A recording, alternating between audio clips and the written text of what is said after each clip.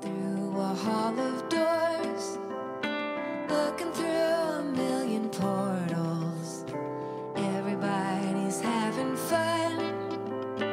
Everybody seems immortal, and you don't know where you stand. Did something pass you by? And if you are dismissed, you get another try. The title, Invisible Empires, comes from a line in the song Obsolete, where the song is really about people who find themselves sort of on the outside, the periphery of our, technological explosion and all the social media and all that. That's kind of what the song's about, but it's really in a larger sense about this feeling of being left out. The way is slow, and we've so far to go. Keep your eyes on the prize. This record was unique in that it was born out of my first real writer's block. I have never experienced writer's block before, and the 9 months leading up to starting writing for this record, I just couldn't write anything. I would go into the piano, and for a lot of reasons, I just I didn't have any ideas, didn't have confidence in my ideas. And I remember talking to Troy, and he was saying, you've got to just write. You're afraid to talk about what's going on in your heart right now, and you need to write from where you are. A lot of times when I'm working on a record, I don't work on it thematically on purpose, but I tend to have a sort of a field of ideas, and as I really think about what I'm going to write about, they begin to orbit around a central idea, and that happens with every record.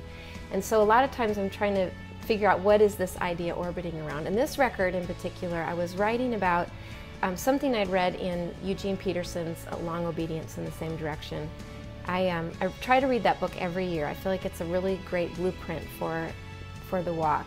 I just love this idea. He equated the work of man as kind of like working like the devil, work your fingers to the bone, this frenetic activity that kind of doesn't have any life to it, versus the work of God, and he compares that to a pregnancy. And having had 3 children, I think what an incredible image of how God works in our lives, because you're working, you're building this child, but you actually aren't doing anything. You're going to sleep, you're eating the right food, you're going through your day, and yet you're taking part of this incredible work. And in my experience, all the really significant things that have happened in my marriage and in my work and my friendships, they've come about that way. I couldn't worry a single hair in place, I couldn't worry a fingernail in place. And so this record is about the difference between man's frenetic work and God's faithful, patient, eternal work. Oh, it's a miracle.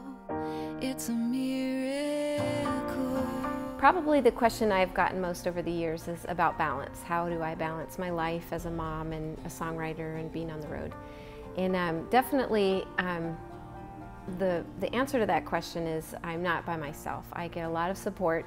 I do this set of things that end up being on stage, but there are a lot of people doing other things, including my husband, who does pretty much everything but write songs and sing them on stage. He really sets me free to be a wife and a mom and a musician, and he has been my manager from the very beginning, and I would never be able to do this without him. I would not have gotten started in the first place without him.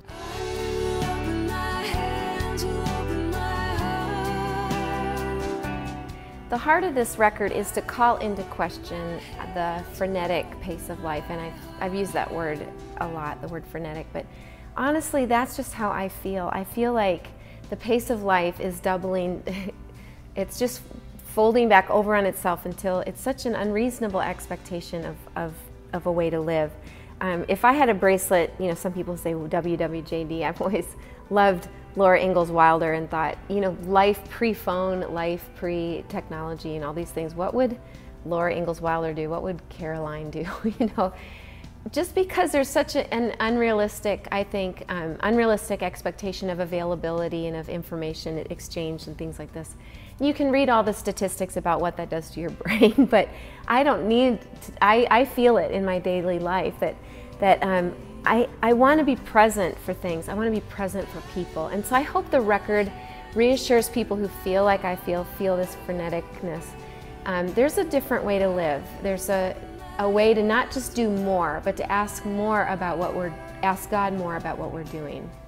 And to come with our days and say, all right, how can I really connect with people? How can I really be a part of building things that last, that are part of your kingdom in meaningful ways? And not just be running from the minute I wake up till the minute I go to bed, trying to sort of meet this expectation that I think is out there. So yeah, I hope there's some quiet and reassurance in this record that God has something for us to do, and it's going to be quiet and beautiful, and I want to be about those things.